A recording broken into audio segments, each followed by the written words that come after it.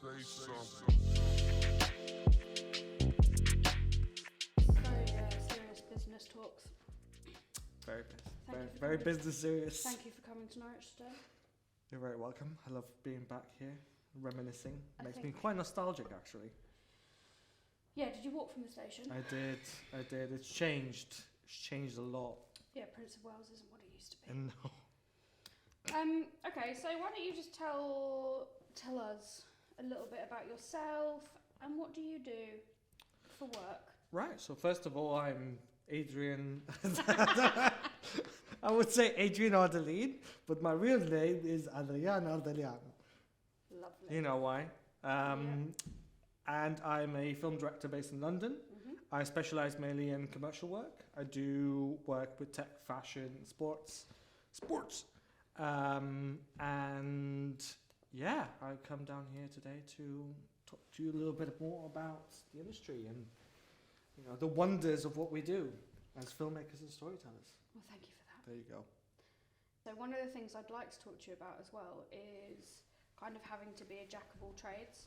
Mm-hmm. Because naturally sometimes you turn your hand to being you actually filming yourself or directing or doing the photography or editing, animating. You do a lot of that yourself as well, so I don't think it's what I'm trying to say is I don't think it's as black and white as people might think it is, especially doing film at uni. You think I'm going to go and make films, but actually what does that mean? You end up having to turn your hand to a lot of things, right?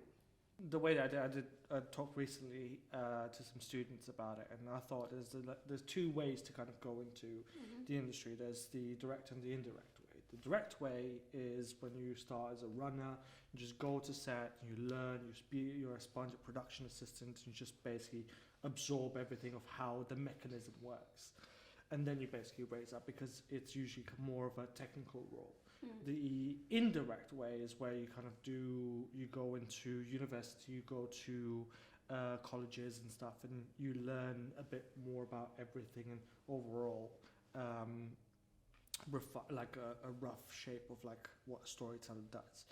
But along the way of becoming and all I can talk about is mainly as a director, you will need to know how the tools in your arsenal work.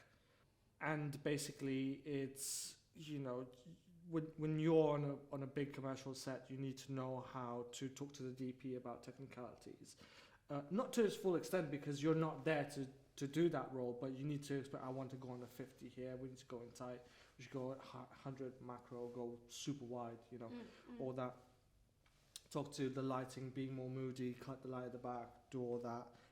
In editing and in post, you need to know how to give feedback and know what's possible and what's not possible. So it's not enough to know what it is that you want it to look like, but you need to have some technical knowledge of how it's going to be executed as well? It's all about communication. Yeah. It's how you communicate things, and knowing the vocabulary is the best way to communicate. Yeah. When I was starting out and being a junior editor, it was, have a play, try something new. It's a very vague sort of feedback. I don't know where to approach it, how to change What's it. playful? And there's a recent book that I was reading, and it's called Directing Actors. In that book, it was saying that as a director, it's really good to actually do acting classes, so you know how the actor works. So then when you're on set, you know how to get them in, how the mechanism, because the actor, it's another key role, another tool in your arsenal to tell the story, and how to get, so it's how to communicate. Again, communication as a director, communication is key. So that's why you do have to be a bit of a jack of all trades in order to be able to communicate that vision. You don't have to be a professional in everything, but it's good to kind of have a little bit of knowledge of everything, so then you can talk quickly with people. The phrase jack of all trades is actually seen as quite a negative one, but actually if you look at the full quote, it's like jack of all trades, master of none, and then it's something better than one. So actually the phrase goes that it's basically, what they mean is that it's better to have lots of skills than it is to just have one. So when I say jack of all trades, I mean it in a positive way. It's a kind of not critical, but it's a debate in the industry now, because obviously the more you kind of go, further up in your career you go, you kind of realize you have to specialize.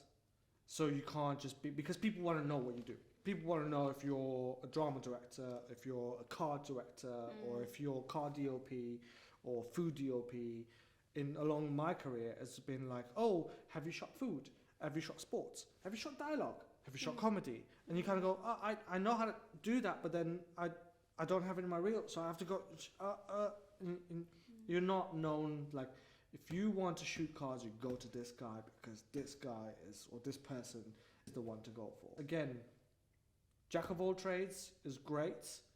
It is a master of none because you don't know everything. But you surround yourself with people that do, and you know how to.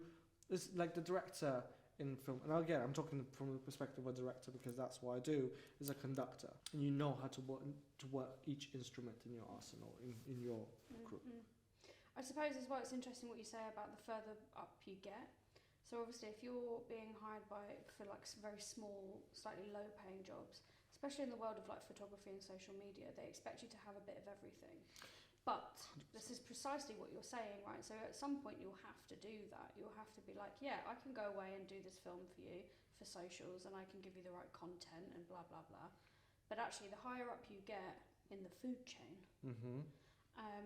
people do want you to refine your practice because they want you for your skills, for your specialised skills. So it's kind of, it's tricky because you have to do both, don't you? But you don't do them both long term is the point. Is you will still have to refine something. So essentially you've got to refine the thing that you want to be making work in and be hired for, right? So yes and no. In the way that the current climate and the whole industry has changed, because it has changed from what it used to be about 5-10 years ago, the whole social media changed the game. People are now not just shooting, when you shoot a film, you make the film, you make a trailer, and it used to be a cinematic trailer, a teaser trailer, all of this. Now, you've got to do that trailer, but you have to do it in social form. You have to expand through the whole marketing. Yeah. So, and then, you get a big director that shoots and directs all of that. Then you get the sort of like trailer, a producer and post house to kind of tackle the trailers. But then on top of that, you do the content creators. So it's a scale that, if you want, like, the current market and budgets of everything in the industry is changing to fit that fast consumerism, fast digested, quick TikTok videos and social videos, while they still do the big stuff. But it's like putting almost, I can't remember what the percentage is, but it's like 60 to 40. Within like 60% would be the budget for the big thing, and then from that they cut down to. Still quite a big chunk, isn't it? But it's changing. It's putting. There was a email from APA, which is the Association of Advertising Producers, or production producers and advertising, and they were saying basically like the whole advertising industry is changing, and they're not doing as many TV commercials. They're doing branded content. But then from that branded content, you need to do cut downs to socials, and the main budgets now is being thrown into TikTok and content. So you might be thinking that it's a progressive career to go from content all the way to big TV commercials. But I don't feel like it is. I feel like that's a whole different world on its own. It's fast, digestible. And usually if people... that's your area of focus, yes, though, right? It's very hard, and I have worked with these content creators, which are amazing. They've got 1 million followers, and like they're really good at creating those fast edits. But when it comes down to telling powerful stories, they lack that skill. Because everything's eye-catching and it's cool transition. Well, it's all about the hook, right? It's about keeping your eye for that 2 seconds right at the beginning, so you watch it all the way through, so you share it with your friends. Yeah. And that could be anything. It could be that you hated it, it could be that you loved it, it could be that it was funny. Yeah. But it's not dramatic storytelling. It's not the same. No. And it's easy to get sort of questioning, especially nowadays with loads of things where if you read the comment section on anything, you kind of go, mob mentality, and people will basically ruin this person's life, the content creator life. So they can either make it or break it. But, you know, people, and this is the thing, it's like, it's not storytelling because they're sometimes just making it for attention. And the amount of like fake sort of content that's out there, oh, my nan just passed away, now, you know, this. And then it's like, turns out, no, that was not the case. And yeah, there's been one floating around where this girl films herself crying because her snake died. This guy's sort of stitched the video to another, and he's like, I have a question. Did she find the dead snake and then set up her camera and then get the dead snake out and then film? Like, how does that work? Because, like, it was like she'd just, which was horrible because I'm sure she loved her snake, but the fact that she must have gone out of her way to then film this very intimate moment to get lots of followers. But what's happened there is she's got both worlds. She's got all the people going, oh my God, I love snakes, this is so sad, poor you. And then on the other side, she's got people going, hang on a minute. Hang on a minute. The people like me sending it to their friends going, do you think that she... So it works, right? Lying, yeah, you're lying. I caught you out. Okay, back to more serious things. Yes. So on my list of questions, sir, you studied at Norwich University of the Arts. I did indeed. And you did film, correct? I did film and music, film and moving image production. Yes. That was undergrad, not postgrad. It was, yes, undergrad. Perfect. Yeah. Tell us a little bit about that. So I think I'm still in touch with a lot of like my course mates. When I started, like now when I look on LinkedIn and on Instagram and see like the facilities that they've got and how far it's come, you know, when we started, it was all at Epic Studios and, you know, big, intimidating, also quite old school TV production. And now when they've got a virtual production stage and all of this equipment is amazing to see. And I think that the students have a lot to kind of, they've got the tools there. Like you just have to have the creativity in here to then put it out. And it's really good because that's how the industry is moving forward, is the virtual productions, is content creations, quick turnaround stuff. But when I started, it was, funny enough, it was a course laid out in that sort of, it kind of almost set us up to be freelancers and be basically jack of all trades. Because you do, coming out of university and having done After Effects, having done sound designs, having done a bit of camera work, having done, transmedia and learning how to do narrative and basically, if I think about transmedia modules now, that whole thing was amazing because it really taught you how to do a narrative through different, from TV to social platforms to posters to everything. So it was a really good introduction now reflecting back at it.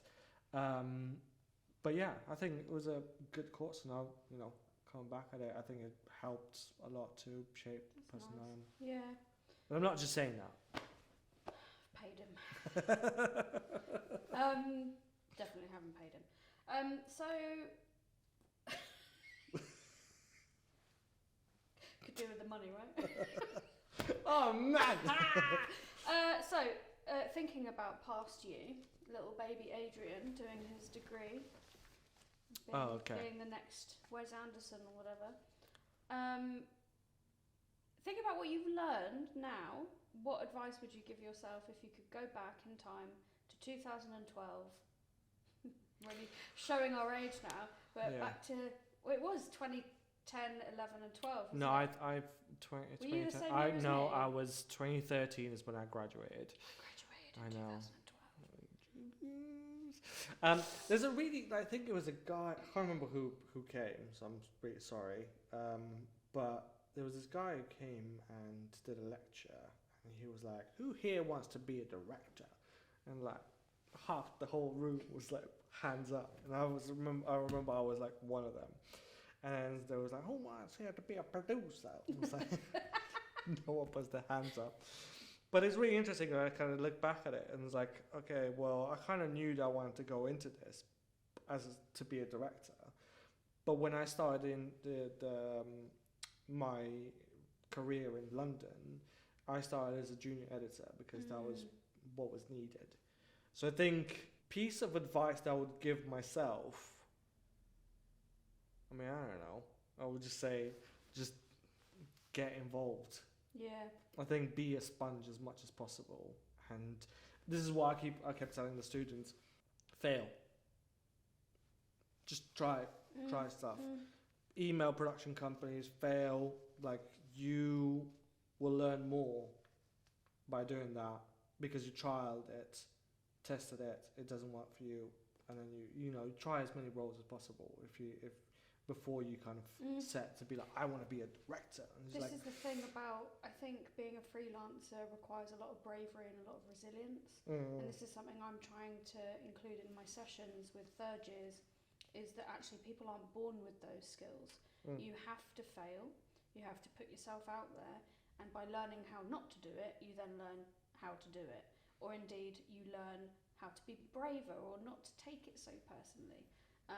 And so we talk about pitching as an example, and instead of being like, I sent out 10 pitch emails this evening and no one's got back to me and I'm really sad about it and therefore I've been rejected and I feel sad and it means I'm rubbish and no one wants me, it's actually thinking, cool, okay, that didn't work, I'll send 10 more, and just keep going, or perhaps chasing it up a week later. And this idea of sort of changing your perspective on it to be that maybe that person was too busy to read my email. Maybe it went to their junk folder. Avoiding emails like info at and actually finding people through LinkedIn and doing things like that. You just have to keep pushing. And eventually, you don't take it so personally, right? I thought about this the other day because, when you're a student, you'll be like, I'm going to be like, come out of university, I'm going to be like, best filmmaker ever, and I'm going to get loads of jobs, and I'm going to do this and do that. And in reality is that it's not that easy. And it is a tough industry to kind of get in there. And you must really want it because the industry is not fair. And yes, I've emailed countless of, even at like the level I'm at the moment. And it's like to kind of build upon like your statement on freelancing. Yes, there's like phishing emails and you got to cold email people and you have to be confident in your skills and you have to but sometimes it might not be your time. The universe might not tell you that you're ready to take on this step and be that big director and get those big 200k, 300,000 jobs because you're not ready. I've heard stories of young directors in their 20s that have made big £1 million commercials and short films and they crack under the pressure. Because they're not built the mental resilience to be told when you're on set and you come there and you're basically like, and again I'm talking from a commercial point, and you go in there and like, I want to have this guy ride a motorcycle and jump out the window and like everything comes on fire. And it's like, well, we first of all don't have the budget for that. Second of all, how do you do it? And this is where jack of all trades comes in. Have you tried and tested it? No? Okay, well, I don't have confidence in you. But then also the client might come back and says that I hate that motorbike, it needs to be a car, and be like, no, I want a motorbike. And you storm off set. There's no room for that. Basically, you're going to be blacklisted or, and these are the sort of stories you have to be good at communicating and navigating of, there's a reason why we chose this bike because it affiliates with the customers more, or it's on brand, or blah blah blah. You have to be and take a more diplomatic approach in your thing, and that's where it comes with experience. Yeah, I suppose the angle that you're coming in at is that I do agree with you that there are some jobs that people won't be ready for, and I'm not specifically talking about graduates when I say about pitching, just generally freelancers. Is that you need to put yourself out there, and that is where you build bravery. But you're right in saying that sometimes, I mean, it does kind of support what I said in a way where just because you email someone they said they didn't get back to you doesn't mean you shouldn't contact them again later. Yes, there's a difference between being pushy and really, and there's harassing. Yeah. You have to find your people. Yeah. You can't send your reel to someone, you love to do music videos, but you send your reel to a documentary production company. You can't expect them to be like, oh yeah, this person's great, because it doesn't click. Well, yeah, I mean. So that's what I mean. So they might not be like, oh yeah, your work's great, but. Do you think this is specific to the film industry, or do you think this is just generally for freelancers? I think generally for freelancers, I know graphic designers that, you know, push for motion graphic designers, Yeah. people in fashion. There's like, you know, you gotta find the right ambience and things that kind of work. I've had emails where I've emailed production companies and they get back to me saying, "Oh, love your work, but you don't have high-end productions." And I'm like, "Well, I don't have like 500,000 productions because I haven't been given those jobs yet. You know, how do you expect me to get if you don't put me? Sorry, I can't sell you internationally." If I'm like, okay. so this is what I mean. Is that I can't. I can email and like you get a reply. I've emailed production companies which I've worked with as an editor, and be like, "Here's my director reel." Nothing. You know, and I'm not taking it personally. Like, fine. Don't. But do you think you don't take it personally now because you understand the industry? Yeah. Yeah, it's not personal. Yeah. Yeah, and that's kind of what I was trying to get at, is that without trying, you're not going to know. Yeah. And you're not going to suddenly be brave and be able to dust yourself off and get up No, again. but You've got to this go through that process, haven't you? But this is where it comes like back to, you must really want it to build that resilience and not take it personally. Any sort of criticism you do in post, when you get a list of feedback from the client, even as a videographer, when you get that list as a client, be like, "Oh well, he didn't like my first cut, or he's making stupid decisions," like, you know, or that, you can't take it personally because you're being paid for a service and you have to make those changes for them. And it's not a question of your skill, it's just more that's what they want. So you need to be mindful of what, this is where the pre-production stage comes in. This is how you learn how to talk to clients, how to get the information that you want and you need and they need for their work. Where's it going? What's the target audience? How to look? Blah blah blah. I talk a lot. Very opinionated, okay? It's time to regret my decisions. What's your favourite project that you've ever worked on? It's a tough question. Well, there's two kind of projects. There's the paid project and then there's personal project. The first, well, my favourite personal project that I've ever done is called Königin, and which means queens in German. And it was basically a sort of outcome of years of editing and kind of noticing that some, you know, when you're editing some commercials and you kind of go, well, it would have been good if we had that shot. And I'm like, why did you not think about this in pre-production? And then I was like, well, I'm going to make my own director's like commercial all about women in extreme sports, because when I was making a mood film, there wasn't a lot of females in sports but that back then. And then I just went and shot it. It was 3-day shoot, shooting a skate park, shooting dancers and skateboarders and whatever. Yeah, I know which one you're talking about. And putting it all together, and then that basically, I can tell even looking at it now that there was a lot of love that went into that film. And then basically that put me forward as a director for my biggest TV commercial job ever, which was, again, one of my favorite projects, because we went to Romania. So I shot in my home country in the biggest studio that I dreamt of basically shooting. And then, so when I was a kid, I was always wanting to like Buftia is like the big studio in Romania that I wanted to shoot at. And we built sets and we shot commercials and, you know, going from one room to the set to talk to clients. And I felt that I was in my element. And that's where like a lot of producers that I worked with previously as an editor, they were like, you're a director. Like, you could tell in the way that you talk and you work and the energy that you bring. But also that project was the one that cracked basically me, because I cracked under the brush. This is where I was ready because I had the knowledge, but I wasn't ready mentally because and this is, again, going as a freelancer is different to having a job. At a job, you have a senior manager that tells you, and you do a report on, you know, how you're doing, and performance report and what you're struggling with. As a freelancer, nobody tells you that. You don't have a support from a superior that goes, you're doing great, you could improve here, or you can go to someone in HR or anyone like union manager or whatever. They go, I'm struggling with this, how do I solve it? You have to basically take care of things on the fly and be problem solving like we've got a problem, we have to solve it now. Mm. And how do you do it?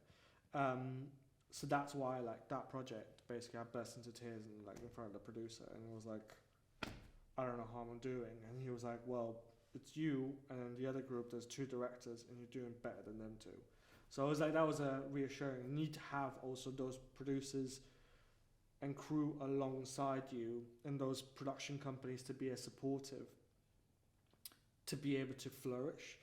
If they wouldn't have been like, oh God, it's like director's like crying again, or he's crying, it's like, Jesus. Like, it would have been a totally different outcome, you know. Yeah, no, you're right. So, and it is, like you were saying, you've got to surround yourself with the right people. Yeah. And that's case in point, really, isn't it? It's about, you know, that producer going, no, you're doing really well. Yeah. That stops that from escalating. Yeah. Entirely. Yeah. Wonderful.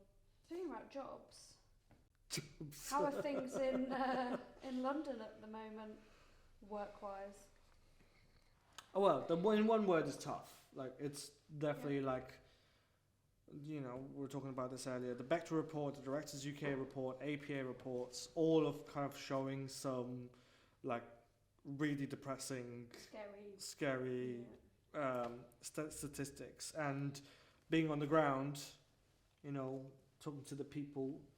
Keeping it on the streets. You know, I have friends that have not worked in 5-6 months and they don't know what to do. Everyone's looking for jobs. And I keep describing it because it's been like this for the last sort of 2-3 years. It's like that jar of Nutella that you finished and you're literally just scooping the remains. Because of the quality of the work, it's not what it used to be. And it feels like everything you're doing now that I've been sort of put in, there's a lot of like scoping work, a lot of pitching work. People are uncertain, and yeah, I think it's, you know, I have friends that are considering leaving the industry. And even I had to reach the point where I was like, do I want to keep doing this? Is it worth it? Am I really progressing in the way that I'm like wanting to? This is why I've actually like gone into potentially going full time. So it's basically you put your pride away and like, I'm going to be doing this, I'm going to put a stop onto it, and then basically go for that reassurance to give me the mental space to basically just be able to create, because you can't create and be creative when you know that like, I'm not going to be able to afford my rent this month, or what am I going to do? You might have, don't get me wrong, there's so many tools to make projects on the cheap now. You got Midjourney, you've got your phone, you know, iPhone 15 can shoot log now. You've got Blackmagic apps, you've got all these small rigs that you can use and be creative, but you need to have the mental space to do it. And I think a lot of people aren't having that mental space. But then again, when I look at like some content creators, and this is why one part of the industry is sort of dying, but the other one, well, not dying because it's not going anywhere. It's just basically budgets are minimized. But then I look at some content creators that are earning 10k a day, and you see what they're making, and it's all about DIY and making it content friendly and like native to these platforms, and just basically just a little bit of that creativity.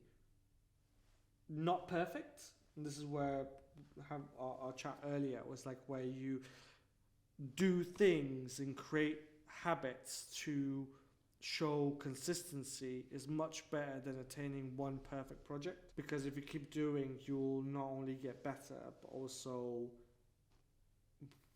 get traction on social media, which is basically like a little bit of traffic is better than none, right? Your version of perfect as well will be different to mine. Right? So that's another thing. You know, I've certainly learnt that when I'm posting things with the whole like being cringy. People are going to probably make fun of me anyway, whether I do the cringy thing or not. So does it mean I've got more followers and potentially made some new connections and meaningful relationships? Yeah, great. Is there going to be one person that's like, yeah, definitely. Doesn't You matter. can't please everyone. No, you can't. No, I hope it gets better. I mean, everyone keeps saying, you know, that it's just gonna get, 2024 is gonna be your year, and I'm like, oh, but that was last year. Not on Earth, it's not. But you know, it's like, it's again building relationships. If you go in an agency for a while, you get to meet creatives. You get to change your environment. It's if you work from home, maybe try to meet up. You know, this is a piece of advice for people out there. You lot. No, you're right. There's a few actually. I was talking to another member of the Norwich University alumni. He's an animator. Forgive me, I can't remember your name. He's local, and there's like an animators meet up, you know, and they all hang out at Brewdog and have a beer and talk about their work. Yeah. And this is the thing, networking isn't all about the work, it's not all about business, it's about making connections with people, because also in Norwich, I mean, you're London based, but in Norwich it's a small place, and sometimes you might not have the capacity for a project, but if you've met someone that you know is your sort of people and they would be good for the project, you'll pass work to them. Yeah. Right? Or you'll get them involved in a project because you're like, oh, I remember I met so-and-so and she did X, Y, and Z, and, you know, so it's not just about getting work for yourself, it's also about what you've got to offer to other people. Because someone else might, you know, I've got this job. Like, I know directors that basically are offering me editing jobs because they're like, oh, you're a great editor, so, you know. And you're like, thank you, cool. I'm like, great, cheers. Yeah. But it's true, it's like it's like any sort of friendship. It's about the connection that you make with the person, not the job, in a way. It's not about, oh, I know so much about film, you should definitely hire me. Like, okay, well, great. Because if you don't get on as well, you're not going to work well together. No. Yeah. If you're stepping on, you always have to push each other in any sort of relationship. Like, and this is again why I said in my presentation is wouldn't it be cool if in any sort of creative development, wouldn't it be cool if, I don't know, your shoes turned in fire right now, and your chair started, you know, turned to a cloud, or what if? Those are usually like the best sort of question to kind of prompts to start developing creative ideas. We could end this on a similar question. What if? If you were given a superpower, what would it be and why? A superpower, right? Oh man, I think it's a good question.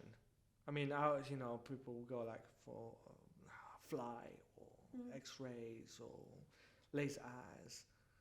I probably would just make, I don't know, like to make things out of thin air. Oh yeah. Like burgers and stuff. Just be like, I'm hungry. Yeah, but you know, you walk down the street and you see like a homeless person be like, bam, here's the full-on meal. Roast dinner for you. Yeah, bam. That's a pretty good one. Yeah, you know. But if you think about it in the context of like the rabbit's foot, what would be the thing that you've sacrificed in order to be able to do that? So you know, like with some superpowers, it would be the ability to heal, right? But you would then take on the ailments. So what would maybe that's not a cute question. I would be a shapeshifter. You'd be a shapeshifter. What would you have to give though? A part of yourself. I think the rule would be that I'd have to stay as the thing I shifted into for a period of time.